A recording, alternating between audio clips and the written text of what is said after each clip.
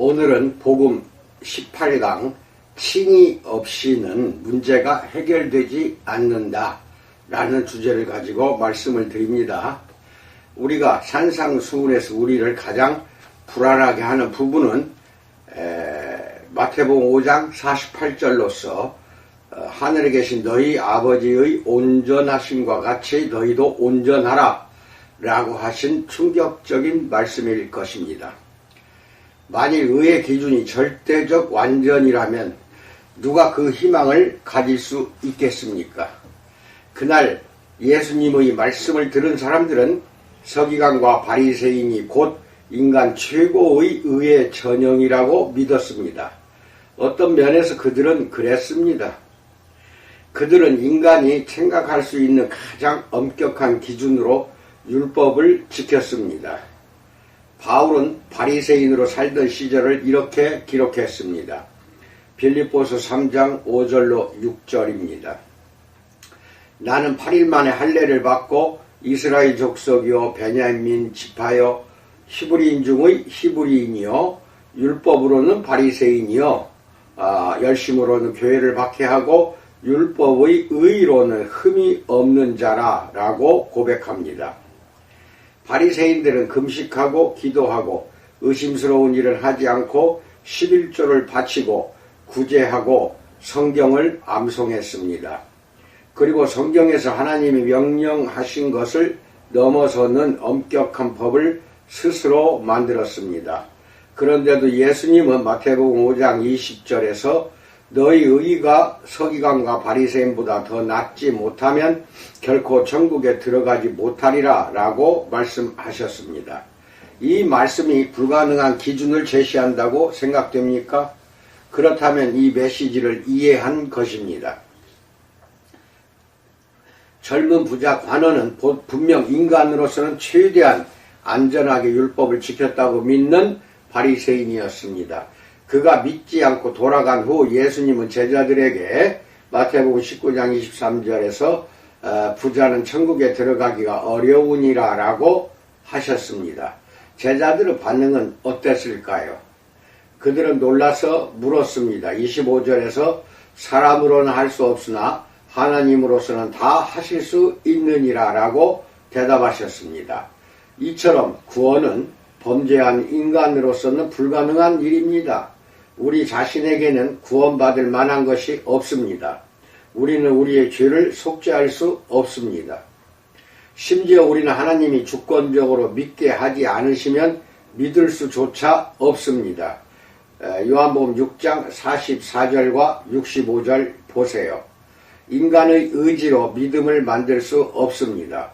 그리고 우리는 완전한 의라는 하나님의 기준대로 살 수가 없습니다. 16세기에 마르틴 루터라는 독일의 한 수도사가 비텐베르크에 있는 수도원 탑방에 앉아 하나님의 완전한 의를 묵상하고 있었습니다.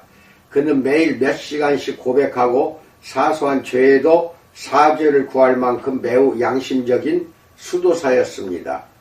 그러나 그는 완전한 의의 기준에는 절대적으로 도달할 수 없음을 깨달았습니다.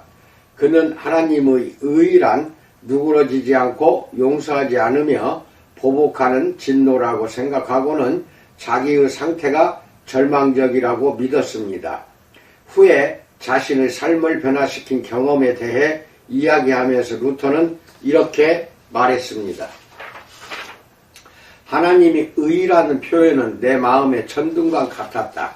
나는 복음에 하나님의 의가 나타났다고 한 말씀 로마서 1장 16절로 17절을 읽고는 바울을 전심으로 미워했다.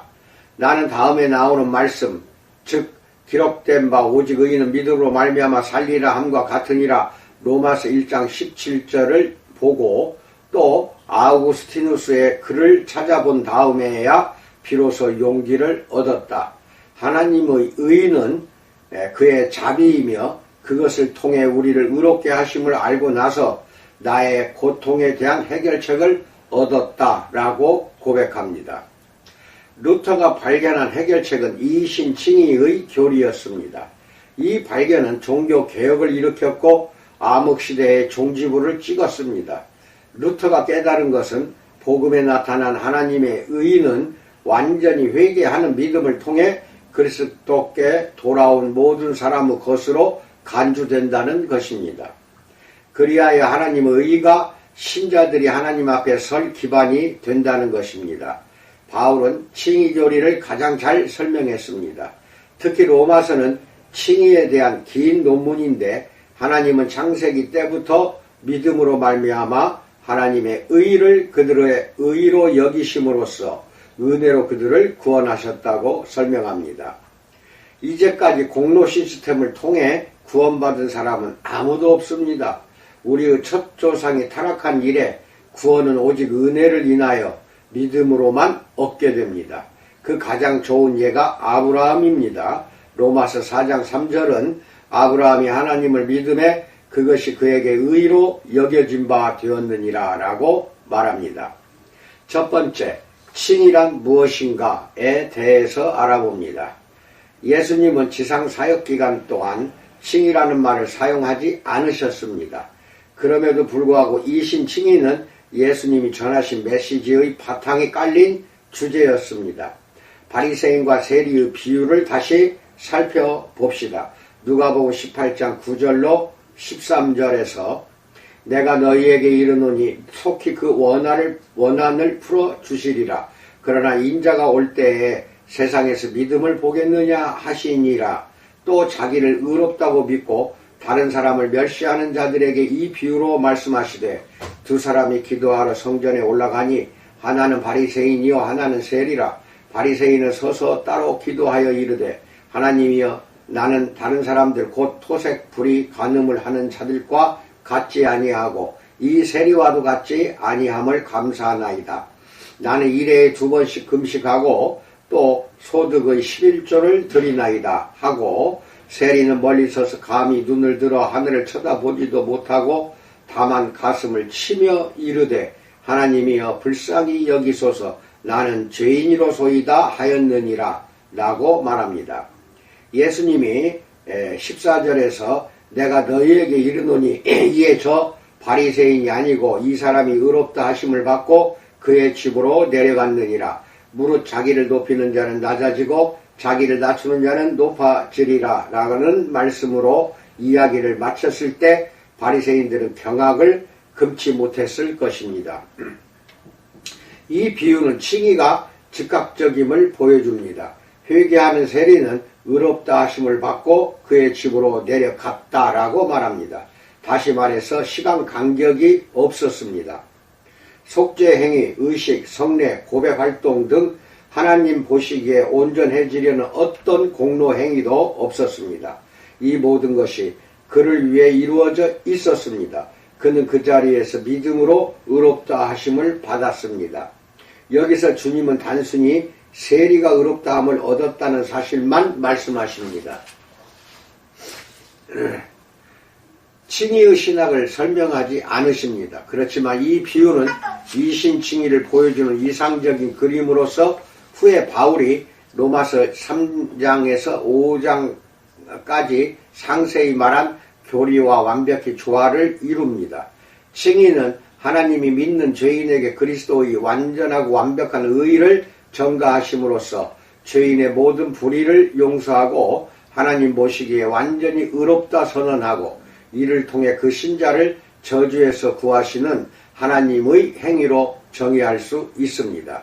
이 정의에는 몇 가지 요소, 즉 전가된 의, 용서, 하나님 앞에서의 새로운 신분, 하나님의 진노의 반전 등이 포함됩니다. 이 모든 것은 칭의가 법적 판결임을 보여줍니다.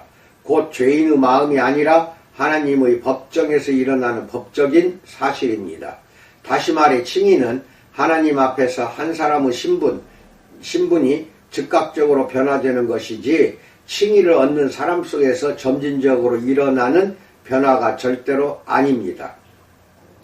칭의 문제에 있어서 피해야 할 2가지 심각한 오류가 있습니다. 첫째는 칭의를 성화와 혼동하지 말아야 합니다. 로마 가톨릭의 신학이 이런 오류를 범하고 있습니다. 성화는 하나님이 하시는 일로서 이를 통해 하나님의 신자를 죄로부터 분리하십니다. 성화는 단순한 법적 선언이 아니라 실제적인 사실입니다. 성화에는 죄인이 하나님 앞에서 새로운 신분을 가지는 것뿐 아니라 죄인의 성품이 변하는 것도 포함됩니다.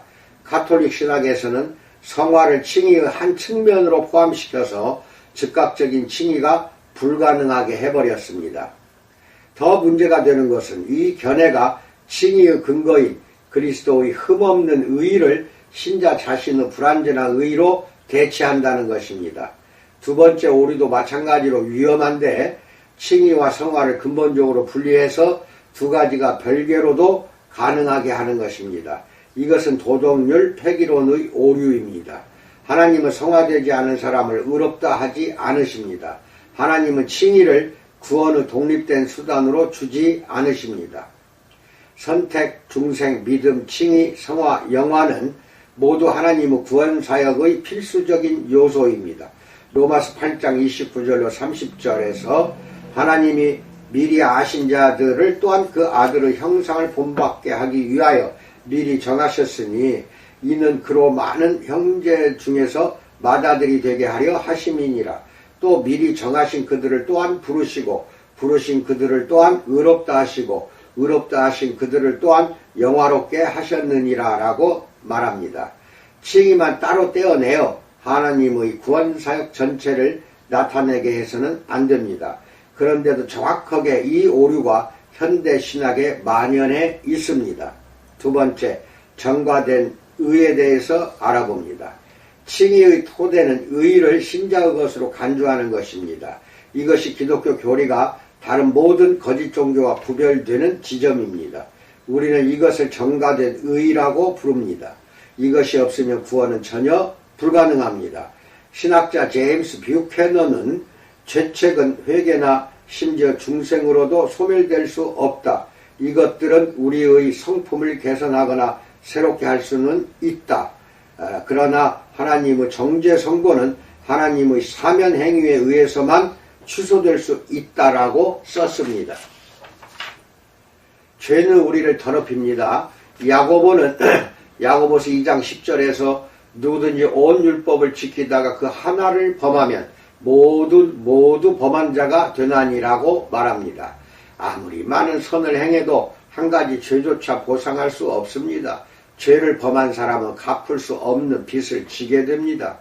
더군다나 의로우신 하나님은 죄를 없었던 일로 그냥 넘어가실 수 없습니다. 반드시 죄에 대한 속죄가 있어야 합니다. 율법은 죄에 대해 형벌을 요구합니다. 그리고 그 형벌은 반드시 치러야 합니다. 로마서 6장 23절에서 죄의 싹은 사망이요 라고 말합니다. 그러나 속죄만으로는 문제가 완전히 해결되지 않습니다. 죄인들이 어떻게 해서 자신의 죄를 속하고 용서를 얻는다 해도 그들은 여전히 하나님 앞에 공로 없이 서 있습니다. 죄인들의 죄책이 지워졌다고 해도 여전히 하나님이 요구하시는 완전한 의의가 없는 것입니다. 마태복음 5장 20절과 48절 읽으세요. 전가된 의의가 이 딜레마를 해결합니다. 그리스도께서 십자가에서 피를 흘리심으로 속죄를 이루셨습니다. 이로써 죄사함이 이루어집니다. 그리하여 그리스도께서 우리 죄를 지고 십자가에 달리셨을 때 우리의 죄가 그리스도의 것이 되었듯이 이제는 그의 의가 우리의 의로 간주됩니다. 이렇게 하여 그의 완전한 의가 우리가 하나님 앞에 서는 근거가 됩니다. 죄인들은 자기 안에 있는 어떤 선으로도 의롭다 하심을 얻지 못합니다. 하나님이 먼저 그리스도의 완전한 의를 그들에게 전가하셔야만 그들이 의롭다 하심을 얻을 수 있습니다.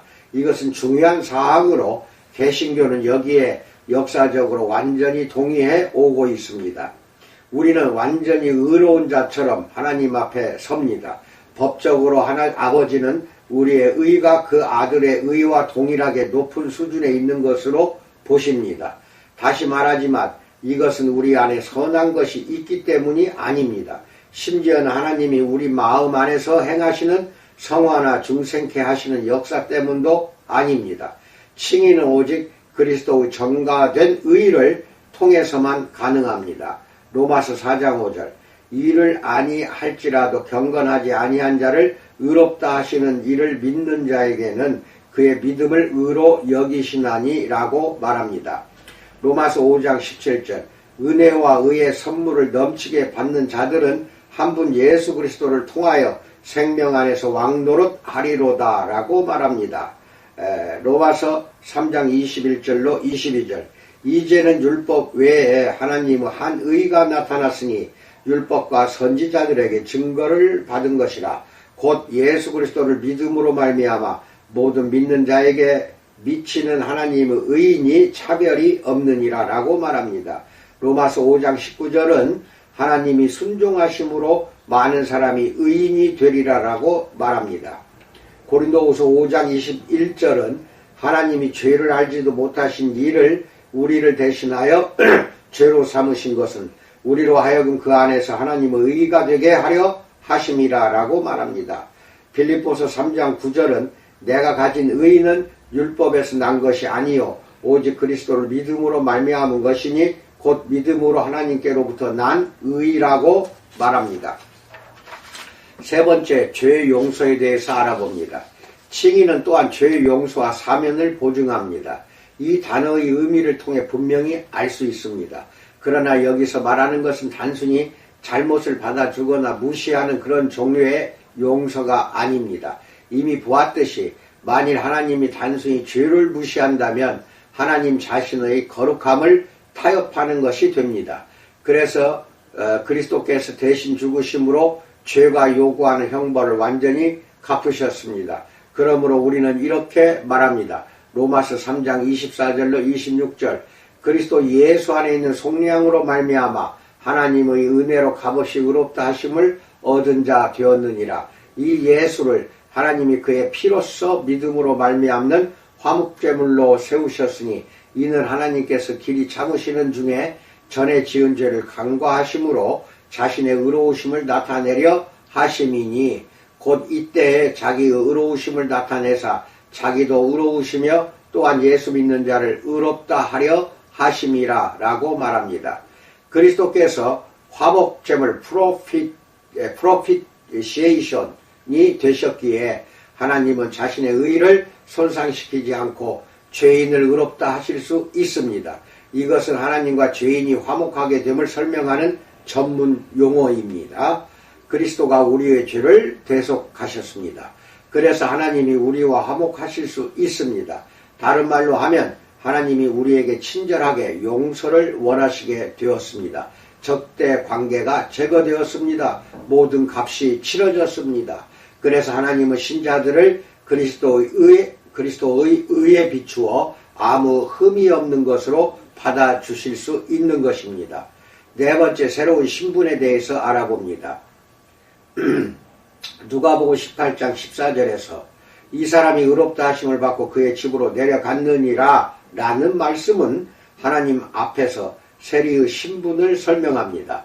예수님이 이 이야기를 하셨을 때 바리새인들이 느꼈을 분노가 상상이 됩니다. 예수님은 사실상 간절한 회개를 하는 불쌍한 세리가 바리새인들보다 더 하나님이 받으실 만하다고 하신 것입니다. 이유는 단순합니다. 그들은 9절 자기를 의롭다 믿고 자기를 신뢰했습니다. 이와 같이 비유 속 바리새인은 자신의 의를 기초로 칭의를 추구했던 것입니다. 11절로 12절에서 바리새인은 서서 따로 기도하여 이르되 하나님이여 나는 다른 사람들 곧 토색 불의 간음을 하는 자들과 같지 아니하고 이 세리와도 같지 아니함을 감사하나이다. 나는 일회에 2번씩 금식하고 또 소득의 11조를 드리나이다 라고 말합니다. 우리는 흔히 이런 사람을 두고 자기 의에 빠졌다고 합니다. 왜 그렇게 말하는지 생각해 보았습니까? 그들은 자기 자신의 의가 충분히 많다고 생각하고 정가된 의를 찾지 않기 때문입니다. 그러나 세리는 그런 망상에 빠지지 않았습니다. 그가 할 수 있는 것이라고는 회개하고 자비를 구하는 것밖에 없었습니다. 그리하여 완전한 의가 그에게 전가되었습니다. 그때부터 영원히 그는 하나님 앞에서 완전히 의롭다 하심을 입은 자로 서게 되었던 것입니다. 다섯 번째, 하나님의 진노가 반전됨에 대해서 알아봅니다. 칭의는 정죄의 정반대입니다. 성경의 모든 진리들 가운데 가장 복된 진리 중 하나가 로마서 8장 1절에서 발견됩니다. 그러므로 이제 그리스도 예수 안에 있는 자에게는 결코 정죄함이 없나니라고 말씀합니다. 이신칭의가 이것을 가능하게 합니다.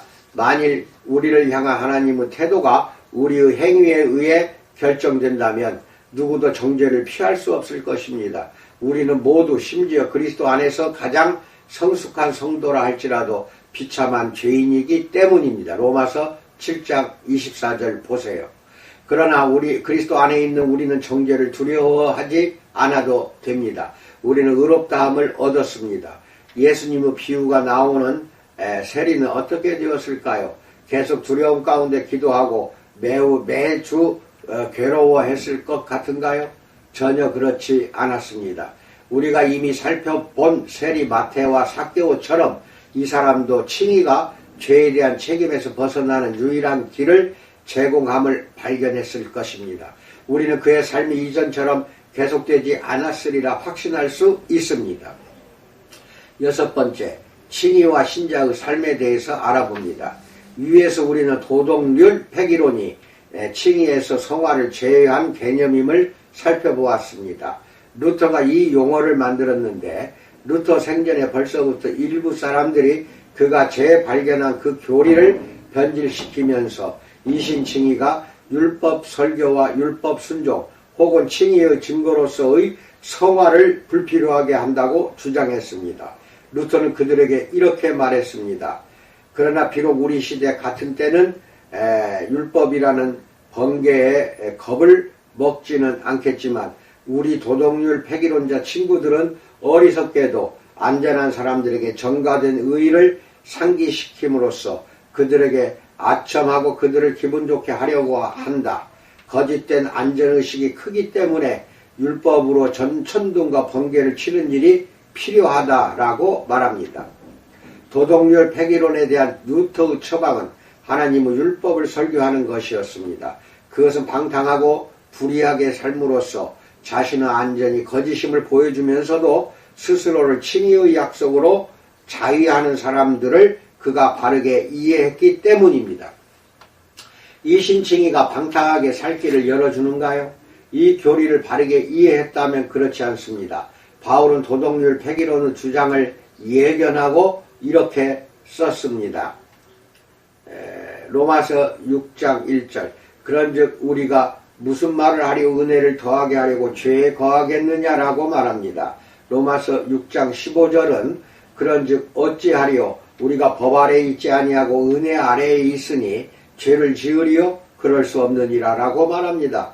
로마서 6장은 도덕률 폐기론에 대한 바울의 반박입니다. 그는 우리와 그리스도의 연합이 우리로 다시는 더 이상 죄의 종이 되지 않도록 보장한다고 주장합니다. 6절로 7절에서 우리가 알거니와 우리의 옛사람이 예수와 함께 십자가에 못 박힌 것은 죄의 몸이 죽어 다시는 우리가 죄에게 종노릇하지 아니하려 함이니 이는 죽은 자가 죄에서 벗어나 의롭다 하심을 얻었음이라 라고 말합니다. 주제권 구원을 반대하는 사람들은 자주 그들 신학의 기초를 잘못된 전제 즉 구원에서 하나님의 역사는 칭의에서 멈춘다는 데에 둡니다.